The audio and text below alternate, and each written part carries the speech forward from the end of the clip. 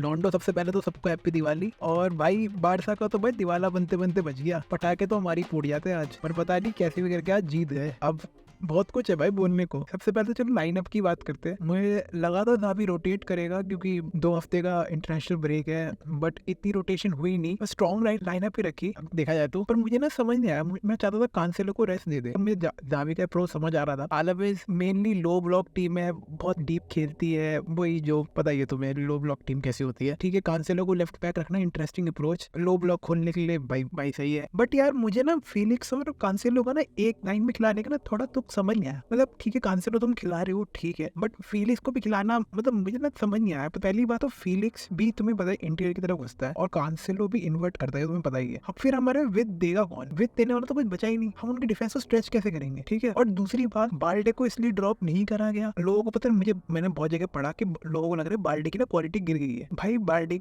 ये मतलब अगर तुम ये सोच रहे हो तो तुम अपनी आंखें खोल लो, ये टैक्टिकली दूसरा रीजन है इसलिए कांसेलो को लिया गया, बट वो भी कहीं ना कहीं गलती थी। अगर तुम बाल्डे की इंपॉर्टेंस समझोगे ना, अगर तुम सेकंड हाफ देखोगे जब सब्स्टिट्यूशन हुए, जो बाल्डे का भी बहुत बड़ा रोल है, बाल्डे के आने पे ना तुम लोग विथ दे पा रहे थे, लेफ्ट साइड में विथ मिल रही थी हमें, और ट्रांजिशन में भी हम बचते हैं क्योंकि बाल्डे की भाई तुम कुछ कहो ना कहो, बाल्डे ने डिफेंसिवली बहुत ही अपने आप को इम्प्रूव कर, बहुत इंप्रूव है उस बंदे में। इस बार चाहे उसका फाइनल थर्ड में जो भी इसके डिसीजन थोड़े से गड़बड़ा रहे हैं वो ठीक है, वो इम्प्रूव कर लेगा। डिफेंसिवली वो बहुत बड़ा एसेट है हमारा जब हम ट्रांजिशन से बचते हैं। ट्रांजिशन की बात करी जाए तो फिर पहले के 18 सेकंड में ही हमारी प्यारी प्यारी बारसा भाई गोल खाती है।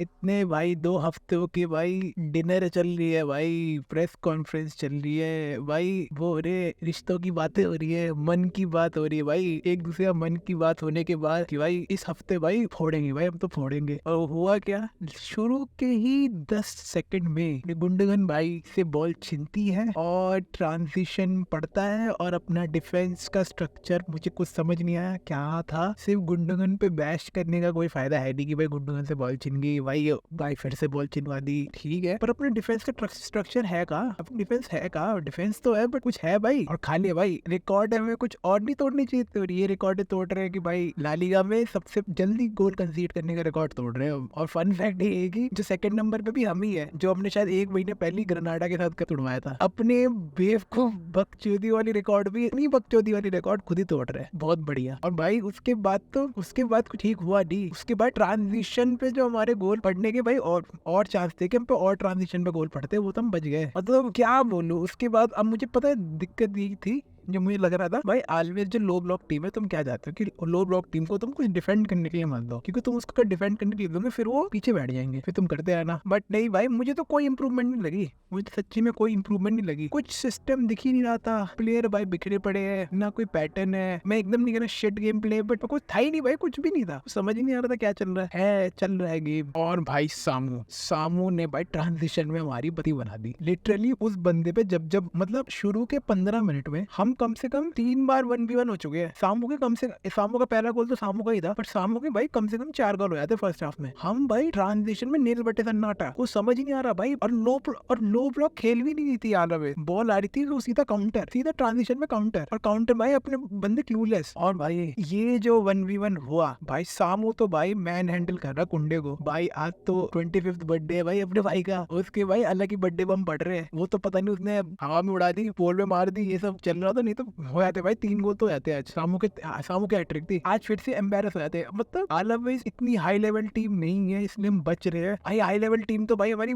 पता नहीं क्या ही कर देगी, बकरी बना देगी। मुझे लगता है पूरा अटैक अपना फर्स्ट हाफ का कैरी फीलिक्स नहीं करा है और किसी ने नहीं करा। मैं ये भी नहीं कह रहा फीलिक्स बहुत ही बढ़िया खेल रहा था, बट फीलिक्स भाई कुछ कर रहा था। और यही बात पेड्री की, मैं बहुत ही खुश था कि पेड्री है आ गया भाई लाइनअप पे वापस। पेड्री यमाल दोनों स्टार्ट कर रहे थे, पेड्री तो शायद भाई 3 महीने बाद स्टार्ट कर रहा है, और यमाल भी शायद लास्ट 9 मैचों से यमाल ने स्टार्ट नहीं करा है, यमाल ने भी आज स्टार्ट करा, जो मैं बहुत खुश था कि दोनों स्टार्ट कर रहे हैं। पेड्री भाई अभी थोड़ा मैच रिदम में थोड़ी है, उसको मैच रिदम में आना जरूरी है। थोड़ा सा वीक हो गया, तो देख के पता लग रहा होगा, चैलेंजेस पड़ रहे थे तो भाई थोड़ा स्ट्रेंथ में मार खा रहा था। बट ठीक है, अब तो मुझे सच्चे में लगता है कि पेड्री का वापस मतलब पेड्री का रिदम में आना बहुत जरूरी है इस इंटरनेशनल ब्रेक के बाद, तो क्योंकि भाई हमारे मिडफील्ड में कंट्रोल गायब है। और भाई लेवेंडोस्की का मुझे सच्चे में लेवेंडोस्की का समझ आ नहीं रहा था फर्स्ट हाफ में, तो बिल्कुल समझ नहीं आ रहा। सेकंड हाफ में हाँ हमें क्लच मूवमेंट दिया है, बट क्लच मूवमेंट रियली में क्लच मूवमेंट है। तुम्हें लग रहा था भाई Lewandowski hold up game, Lewandowski का भाई हो ही नहीं रहा था फर्स्ट हाफ में, पता नहीं क्या, और मतलब बॉल होल्ड भी नहीं कर पाया, टच बेकार। एक चांस भी मिला था, गुंडोगन ने अच्छा चांस दिया था, वो भी मतलब फिनिश नहीं कर पाया, स्लगिश फिनिश जो वो आंख बंद करके फिनिश कर देता है। पता नहीं यार, सुनने में आया कि विक्टर रोके भी जनवरी में नहीं आ रहा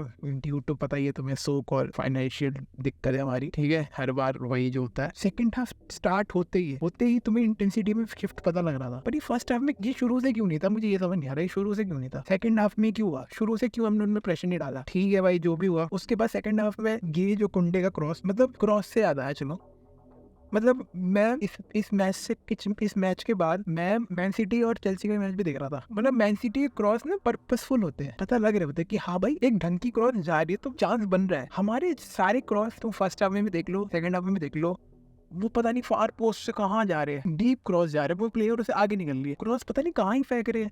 अब अगर तुम नोटिस करोगे ना, हमारे एक ही क्रॉस तो परफेक्ट गया, हमारे बॉक्स में लेवेंडोस्की ऐसा बनता है, ठीक है, तुम ढंग की क्रॉस फेंकोगे तो वो तो मार ही देगा। जो हुआ भी हमारे पूरे गेम में एक ही क्रॉस बढ़िया था, एक ही परफेक्ट क्रॉस यार, उसी में गोल पड़ा। और पता है लेवेंडोस्की की यही बात है, लेवेंडोस्की का मतलब मैं जितना मर्जी बैश कर लो कि भाई नहीं अब नहीं हो रहा, फॉर्म नहीं हो रहा, पर लेवेंडोस्की को तुम सब नहीं कर सकते भाई, उसकी क्वालिटी पे तुम शक नहीं कर सकते। तुम्हें पता ही है भाई लेवेंडोस्की की क्वालिटी, और फिनिशिंग के मामले में तो भाई सबको पता है भाई, वो भाई वर्ल्ड क्लास है, उसको भाई तुम नहीं बीट कर सकते, चाहे वो उसका होल्ड अप प्ले जितना मर्जी टट्टी हो जाए या हो रहा है, पहले नहीं था, बट अगर उस पर एक चांस मिलेगा ना, हाफ ऑफ चांस, अगर वो आगे अपनी एबिलिटी में फुल, तो भाई वो मार देगा, वो कैसे ही मार देगा। और तुमने इसमें देखा ही हुआ, क्या हेडर था भाई, क्या ही हेडर था, कुंडे की बॉल, एक ही बॉल जो परफेक्ट गई हमारी, प्राइम लेवेंडोस्की हेडर है, और ये बहुत जरूरी था हमारे लिए भी और हमारी टीम के लिए भी भाई। मुझे नहीं पता भाई, उसके फॉर्म के लिए बहुत जरूरी है। हमारे पास नंबर 9 की कमी है भाई, हमारे नंबर 9 में खल रहा है हमारे गेम में, वो नंबर 9 का प्रेजेंस खल रहा है। सामू तक आज लेवेंडोस्की से अच्छा नंबर 9 परफॉर्म कर रहा था फर्स्ट हाफ में, होल्ड अप प्ले में देखो या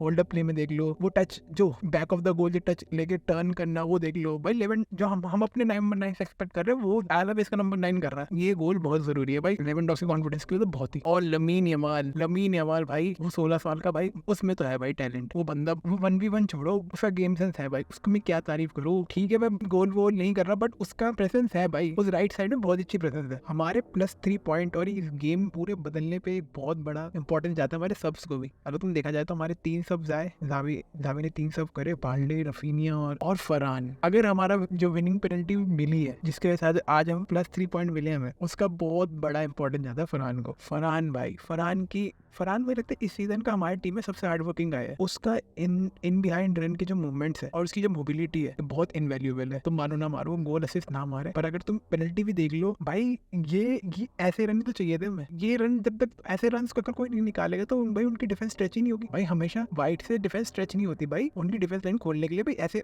इन बिहाइंड रन मारने पड़ते हैं। फरहान की इंपॉर्टेंस बहुत जरूरी है। और पेनल्टी मिली और लेवेंडोस्की है ही, मार दिया और बहुत अच्छा वो मार दिया भाई ने।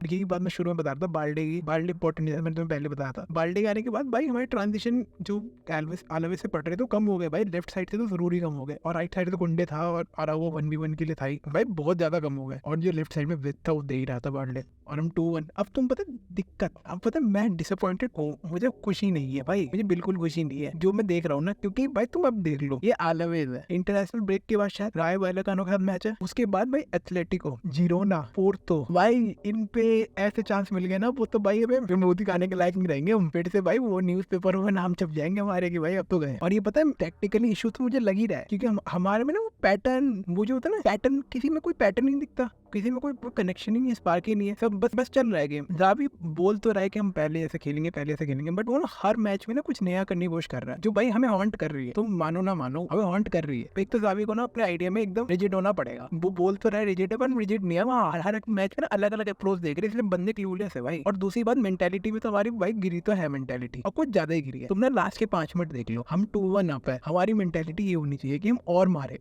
अगर तुमने कल रियाल का मैच देखा हो ना भाई, रियाल ने भाई खोल दिया वेलेंसिया को, 2 गोल अप होने के बाद और मारे, और हमारे बंदे भाई क्या एकदम आराम से बैठे हुए भाई, कुछ कोई चिंता ही नहीं है, ठीक है 2 पड़ गया। लास्ट के 5 मिनट अब तुम ऐसे बैठे रहोगे ना, तो फिर तुम्हारा ओपोनेंट भाई तुम्हारी गुद्दी पकड़ेगा, और वो हुआ भी। लास्ट के 5 मिनट मुझे लगता है कि मैं तो दिमाग में फ्लैशबैक आ गए थे, हम हारने वाले।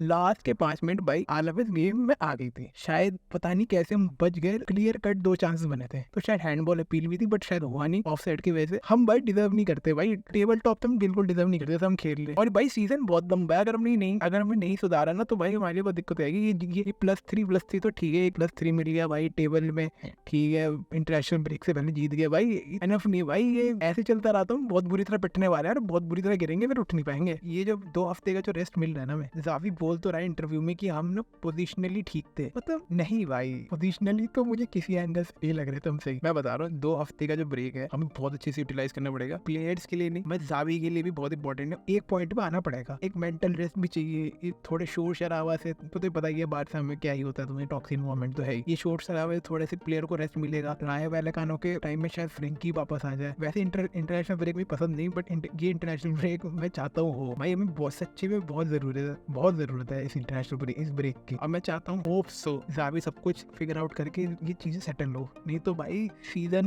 निकालना बहुत मुश्किल हो जाएगा और एक और अपसेट सीजन मुझे नहीं देखना। तब तक के लिए भाई टाटा, विस्कन बारसा।